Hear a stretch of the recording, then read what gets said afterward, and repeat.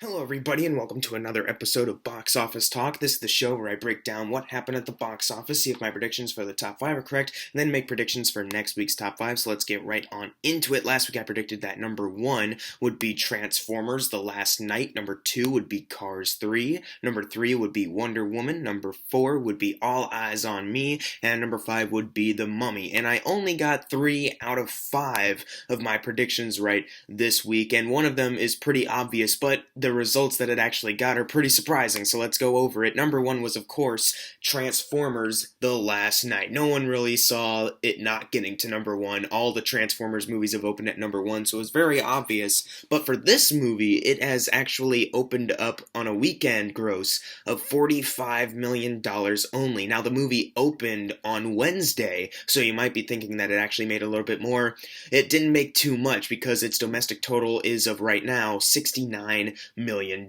So domestically, this movie is doing a lot less than any other Transformers movie before. Even the first Transformers movie opened with around 70 million on its opening weekend, and this movie hasn't even gotten to that at all on its 5 days of being open in theaters. Now, on the worldwide chart, of course, it's making a lot of money. It's very popular overseas. It's got $265 million worldwide right now, and that's at $217 million on a budget. So they're doing all right financially right now, and they're going to make a lot more money, I can guarantee that. As far as making it to $1 billion, I think it still could, especially because it opened so large on the worldwide chart.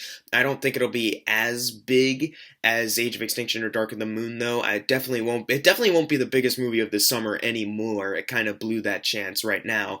As far as any future Transformers films, I'm not sure if they're going to have the same success as the other Transformers movies did, like The Last Knight. Maybe they won't make as much. Or maybe the Bumblebee movie will make a ton more money. I'm not sure as of yet. But maybe this is a sign for Paramount to say, hey, we can't just keep making the same old thing. We got to change it up so we can make more money.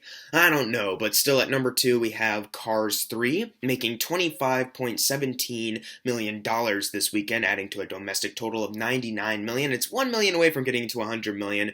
On the worldwide chart, it is sitting at $141 million. Now, it's been 2 weeks since Cars 3 has been out, and it still hasn't gotten past its budget of $175 million, and hasn't even doubled that. It's not even close to doubling it yet, so I'm starting to question, is Cars 3 going to get released anywhere else anytime soon in order to make more money and get that budget back? I'm not sure as of yet. Even Cars 2 did better financially so far. So maybe Cars 3, I'm not sure how many other places it still needs to open, so maybe it still has a chance, but as of right now, it looks like a pretty big flop for Pixar. Now, on Box Office Mojo, Cars 3 and the number 3 spot, which is Wonder Woman, are currently tied as far as estimates go, around 25.17 million. So I double checked the source. Usually when I run into ties, which is very rare, I go to another source called thenumbers.com, and they're saying Wonder Woman is going to make around 25.10 million this weekend. So a little bit around Cars 3, but not exactly tied like Box Office Mojo has it.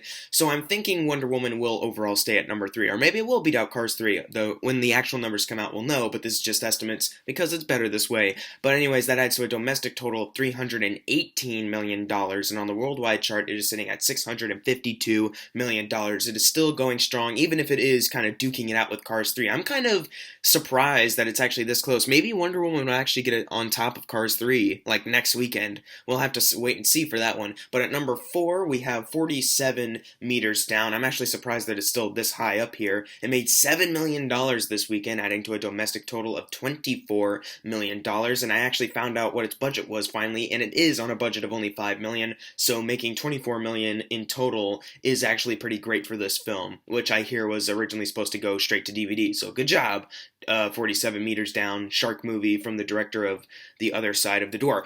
Moving on to number 5, which is All Eyes on Me, making $5.85 million this weekend, adding to a domestic total of $38 million, which is almost around the $40 million budget. I'm not sure if this is that kind of movie that absolutely needs to double its budget in order to be considered a success, because Honestly, I haven't seen a whole lot of marketing for it. I know a lot of people are seeing it, but I haven't seen a lot of TV spots for it or even trailers when I went to see a lot of movies recently. So maybe it does, maybe they kind of relaxed on the marketing budget and they don't need a whole lot more. So maybe they're on a good stretch right now. Only time will tell. Number 6, we have The Mummy, which is definitely doing a lot better worldwide than it is here. Right here, it made $5.83 million, right up there with All Eyes on Me, adding to a domestic total of $68 million. But on the worldwide chart, it is sitting at $342 million. It is almost close to tripling its $125 million budget. Actually, it needs to get to $375 million in order to do so.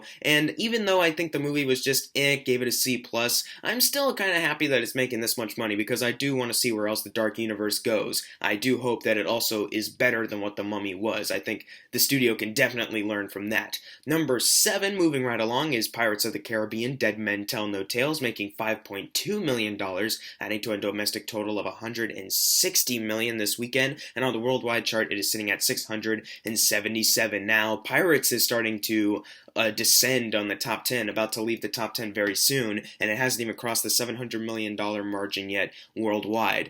I'm not sure if it'll do that before it leaves. It might get around 690 and then just leave the top 10. Either way, I still thought Pirates of the Caribbean was an entertaining movie, and I'm glad that it made this much money. I'm not sure if this is what the studio had in mind, per se, but it's still a large amount of money anyways, and Disney, it's not like a one flop is going to hurt Disney because they're on top of the world right now. So moving along to number 8, Sony's film Rough Night, which kind of is in trouble because budget-wise, we'll see. It made $4.7 million this weekend, adding to a domestic total of $16 million, and on the worldwide chart, it is actually at $24 million. It needs $16 million more to double its $20 million budget, but even though it's probably not going to be here next week, I'm just going to predict that right now. It's probably not going to be here. It's probably going to be shoved out of the top 10 altogether, and I am so happy with that because this movie sucked. I'm glad it bombed. Sony needs to get their act together.